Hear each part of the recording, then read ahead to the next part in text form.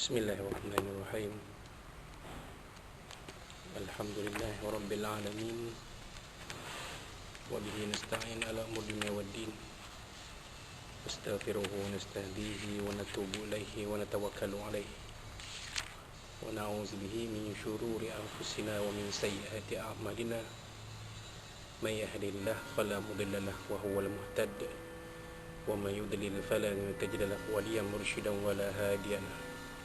أشهد أن لا إله إلا الله وحده لا شريك له وأشهد أن سيدنا محمدا عبده ورسوله اللهم صل وسلم وبارك على هذا النبي الكريم سيدنا وحبيبنا وشفيعنا وزهرنا ومولانا محمد المصطفى وعلى آله وصحبه ومن دعا بدعوته وتمسك بسنته وجاهد في سبيل الله إلى يوم الدين Rabbi shrah li sadri wa yassir li amri wahlul 'uqdatam min lisani yafqahu qawli subhanaka la ilma lana illa ma 'allamtana innaka antal alimul hakim wala hawla wala quwwata illa billahil azim. Allahumma iftah 'alaina hikmataka wa anshur 'alaina min khazaini rahmatika ya arhamar rahimin. Allahumma arinal haqqa haqqan warzuqna ittiba'ah wa arinal batila batilan warzuqna ijtinabah. Qala Allah Subhanahu wa ta'ala fi kitabil aziz, a'udzu billahi minasy syaithanir rajim.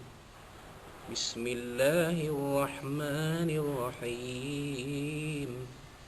Idza jaa nasrullahi wal fath wa ra'aitan nasa yadkhuluna fi dinillahi afwaja fasabbih bihamdi rabbika wastaghfir innahu kana tawwaba. Sadaqallahul azim. Wa qala nabiyuna Muhammad sallallahu alaihi wasallam khairukum man ta'allama al-Qur'ana wa 'allamahu aw kama qala sadaqa Rasulullah sallallahu alaihi wasallam. Tuan-tuan perempuan muslim muslimat dan muslimin rahimakumullah. Assalamualaikum warahmatullahi wabarakatuh. Amma ba'd. Alhamdulillah, pada petang ini 9 Muharram 1442 Hijrah bersamaan 27 September 2020, sekali lagi kita diberi kesempatan untuk berada dalam majlis ilmu ini yang disifatkan Nabi SAW sebagai Rawdun min Riyadil Jannah, satu taman dari taman-taman syurga Allah Subhanahu wa ta'ala, yang mana kita semua insya-Allah akan dikurniakan barakah dan rahmah dari Allah SWT, dibawa oleh para malaikat, kurniakan sakinah, ini ketenangan, dan dikurniakan ganjaran pahala yang sebaik-baiknya dari Allah SWT. Jadi kita ucapkan setiap puji syukur kepada Allah SWT. Alhamdulillah, alhamdulillah. Jadi tuan-tuan dan puan-puan muslim rahimakumullah, kita teruskan pengajian kitab Tafsirul Munir juz 30 yang disusun sekarang oleh Fadilatul Syekh Dr. Wahbah Az-Zuhaili Ad-Dimashq Suriah Allah Ta'ala, sampai kepada buku surat 453. Itu surah yang berikutnya, itu surah An-Nasr. Surah ini merupakan surah Madaniyah yang mengandungi tiga ayat. Surah ini merupakan surah Madaniyah yang mengandungi 3 ayat. Ini surah Madaniyah. Surah Madaniyah bermakna surah ini diturunkan selepas peristiwa hijrah Rasulullah sallallahu alaihi wasallam ke kota Al-Madinatul Munawwarah.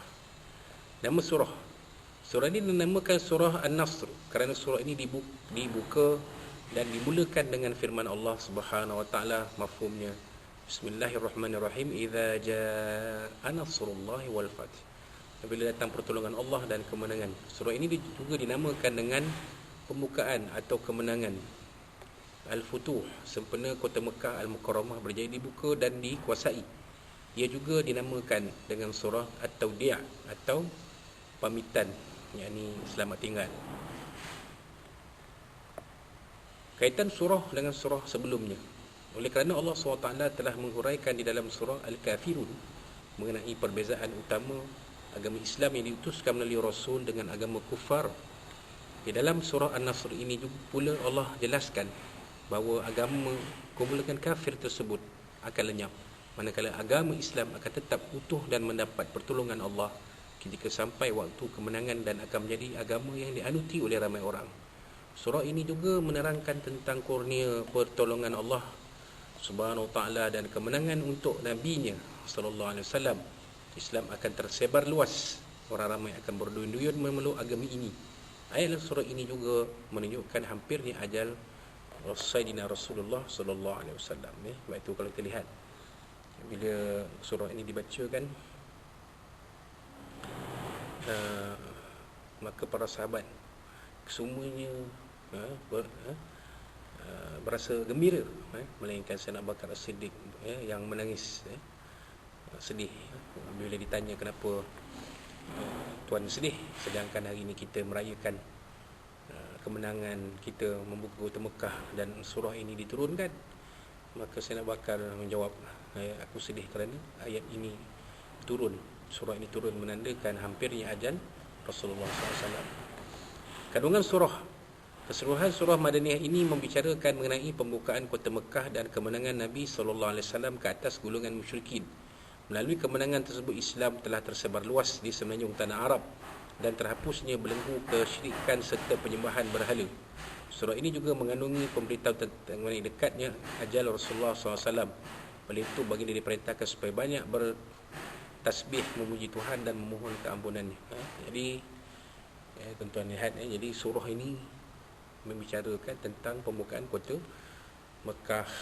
Maka dengan pembukaan kota Mekah ini, maka kerajaan ke Arab musyrik Quraisy tumbang dengan rasminya, dan Nabi SAW menguasai kota Mekah sebagai pemimpin negara Islam Madinah, dan selepas itu barulah orang-orang Arab di seluruh semenanjung Arab berduyun masuk Islam kerana mereka tidak lagi khawatir akan ancaman dari kerajaan Arab Quraisy, tidak seperti sebelum ini, terutamanya sebelum perjanjian Al-Hudaibiyah. Maka dan surah ini juga menunjukkan Nabi SAW sudah semakin hampir ajal. Maka Nabi SAW, baginda disarankan Allah SWT supaya bertasbih, memuji Allah dan memohon keampunannya. Fasabbih bihamdi rabbika wastaghfir. Kelebihan surah An-Nasr memiliki kelebihannya yang tersendiri. Di dalam tafsiran terhadap surah Al-Zilzal, sebelum ini telah dinyatakan hadis riwayat At-Tirmizi dari Anas bin Malik radhiyallahu anhu tentang kelebihan surah An-Nasr, iaitu menyamai 1/4 Al-Quran, dan surah Al-Zilzal juga menyamai 1/4 Al-Quran. Kelebihan surah ini juga dapat diketahui melalui hadis yang dikeluarkan oleh Imam An-Nasa'i daripada Sayyidina Ubaidillah bin Abdullah bin Utbah berkata, Abdullah bin Abbas radhiyallahu anhu telah berkata kepadaku, wahai Ibnu Utbah, adakah kamu mengetahui surah yang terakhir diturunkan dalam Al-Quran? Aku menjawab, ya, iaitu surah An-Nasr. Beliau berkata, benar katamu itu. Jadi surah yang lengkap yang terakhir turun di dalam Al-Quran ialah surah An-Nasr. Ayat-ayat yang selepasnya adalah ayat-ayat yang ada di dalam surah, bukannya satu surah yang lengkap. Diriwayatkan oleh dua orang hafiz, iaitu Abu Bakar Al-Bazzar dan Al-Baihaqi daripada Abdullah bin Umar radhiyallahu anhu berkata, surah ini An-Nasr diturunkan kepada Nabi SAW pada pertengahan hari Tasyrik. Maka baginda faham bahawa itu adalah tanda pamitan atau Al-Wada'. Rasulullah SAW terus menunggang untanya Al-Qaswa dan berangkat. Kemudian baginda berkhutbah kepada orang ramai dengan khutbah yang masyhur. Khutbah tersebut dikenali sebagai khutbah Hajj Al-Wada'. Itu satu riwayat berkenaan dengan surah An-Nasr ini. Sebab turun surah, terdapat satu hadis Nabi SAW yang menceritakan mengenai sebab turun surah ini.